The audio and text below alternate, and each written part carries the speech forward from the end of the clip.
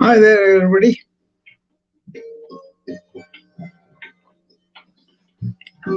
This is Dr. Rock. Hope you are all doing well. I got something very important to me, and which is more like my daily uh, routines that will help me to be um, well and energetic and in flow and not really waste my energy, right? So I thought I will share some of that with my friends. What is that I do that gives me this uh, energy ebbing, and what I call it is ever renewing energy. It doesn't get depleted, right? Unless we do that. And then what kind of self care I do, and what is the philosophy behind all this, as a physician, as a yoga practitioner, as a wellness coach, burnout coach, a stress coach, and all that, right? Um, so it's like a synergistic um, approach to enhance the human being, in any human being, right? All these are components of that. I made a small note on that, and so that I can tell you everything from morning till evening, and also how it can be transformative to some people, right? So that kind of uh, information will be very useful for people, right?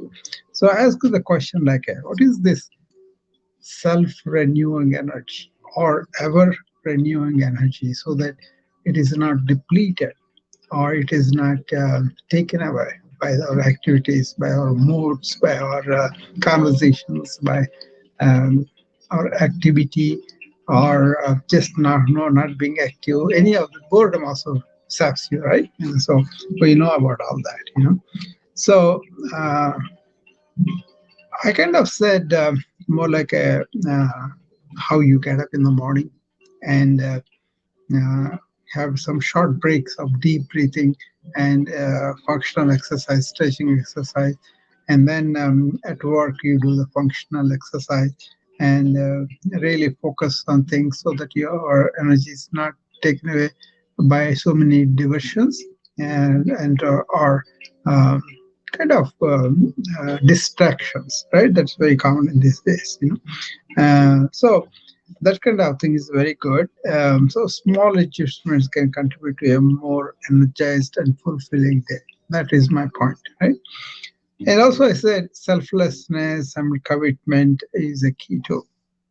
Of course, I always talk about working for the work's sake, duty for the duty's sake, and not expecting anything rewards in turn. Okay, so cultivating an attitude of selflessness and commitment is very, very important for me.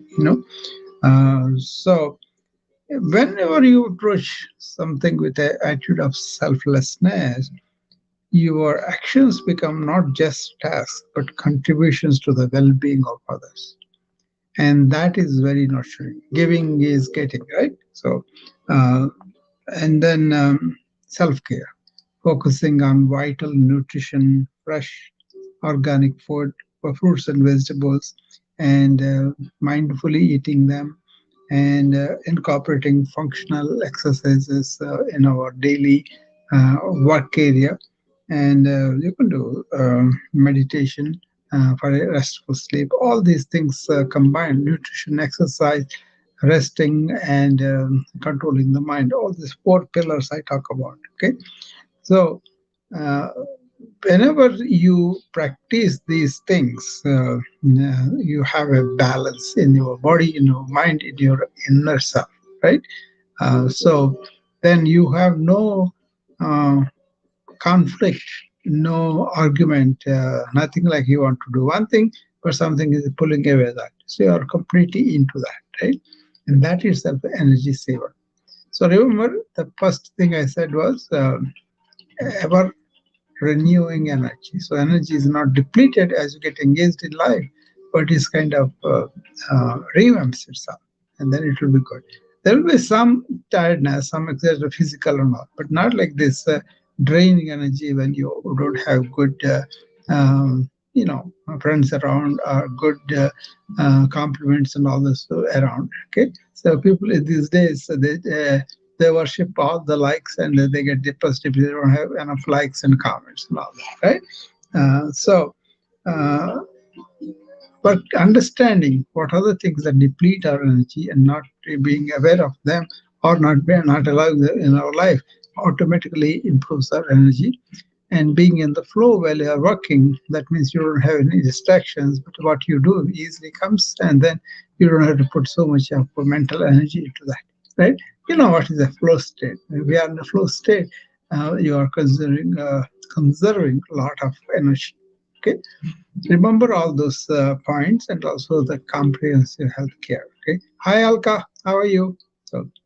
So this subject, transformative wellness, is something, it's more like my daily routine. How I have energy at the end of the day, what are the things I'm doing, and then what is it this transformative wellness mean?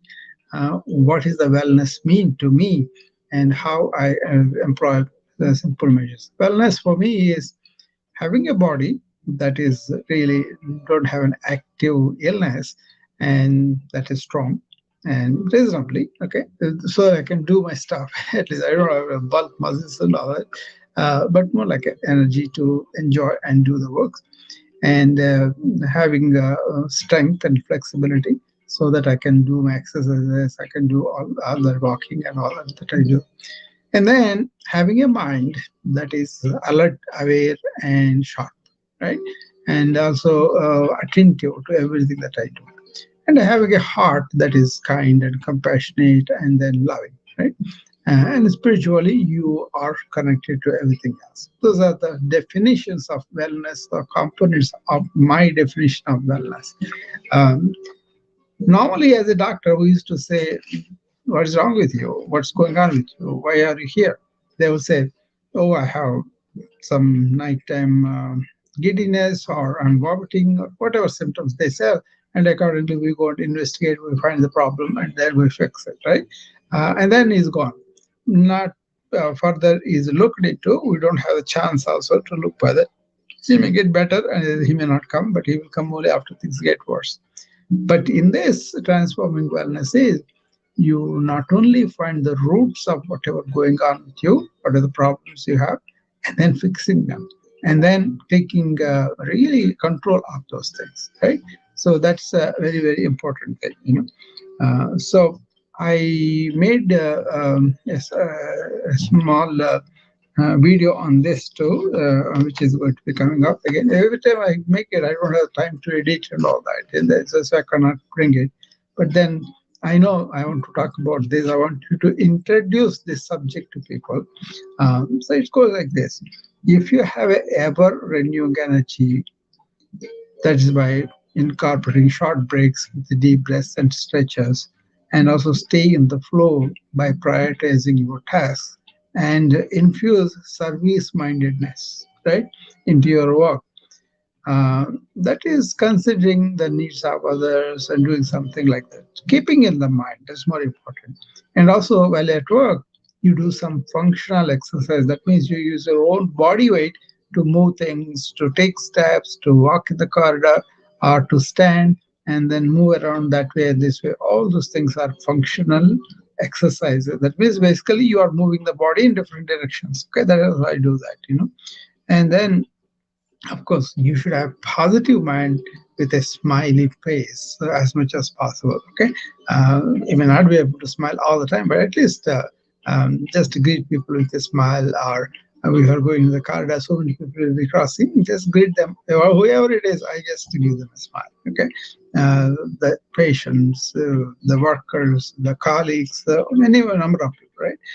These small adjustments, you getting in the morning, breathing and stretching, going to the work and doing the functional exercises, smiling, and also being in the flow when you are working. That means being the complete attentiveness to whatever you are doing. See, all these things I strive hard to develop them as a habits for myself. You know, And then I vowed into a program where people who are fatiguing easily, who don't have interest in the work, or who have some problems with the administration, they come and ask me suggestions, and I suggest them, why didn't you attend to your body when it is having mental stress? Then the mental stress will be easy, all those things. And of course, being selfless and committed to the institution, all those help, right? And then self-care, eat properly, sit down, chew, and give enough time, eat in silence, eat alone if possible, and then choose correctly, and only eat when you're hungry, all these things, right? And activity, I told you, we can incorporate all the activity, whatever we are doing, and unwind before you sleep. Okay? That's also very, very important. And then empty your mind. Be silent as much as possible. I talk about being in awareness and using the thought consciously. That means you are not caught in thought all the time. Your thought will go all over. Don't do that. Don't allow it to run at whatever they want. Be here and now. Ask why I'm thinking something happened 2 years ago. It doesn't matter. It just comes to you, right? So that is the vagabonding of the mind you want to watch out for, and you want to bring your attention to whatever is right in front of you. Maybe you're sitting in the cafeteria and enjoying a coffee and looking out at the garden that you are seeing. That's what I see in our cafeteria, right? And then you can focus on the plants, how they are looking, flowers, how they are, and what's the pattern of the gardener, those kind of things. Then you can enjoy the sight of the garden. Otherwise, you can allow your mind to go to different days of your life, past or present, future, and then can really form a matrix, like a network of thoughts, right? Don't do that. Just be aware of the what is in front of you, what is there. Okay, that kind of thing. That helps me. Okay, so Alka, you have any comments or questions you want to ask about transformative wellness? Which is I made a kind of a, uh, my coaching program for some of the doctors, right? When they come and then they say that they don't have the energy, or they don't have real uh, capacity to do this stuff, or they're getting exhausted by the end of the day. I kind of show them this, some of the things. Most of my principles are based on yoga, right? Um, so as you know, there are so many types of yogas, and I bring in all various aspects of those yogas into the daily life. So that helps a lot. Okay, pranayama, and then stretches, and work attitude, and service attitude within.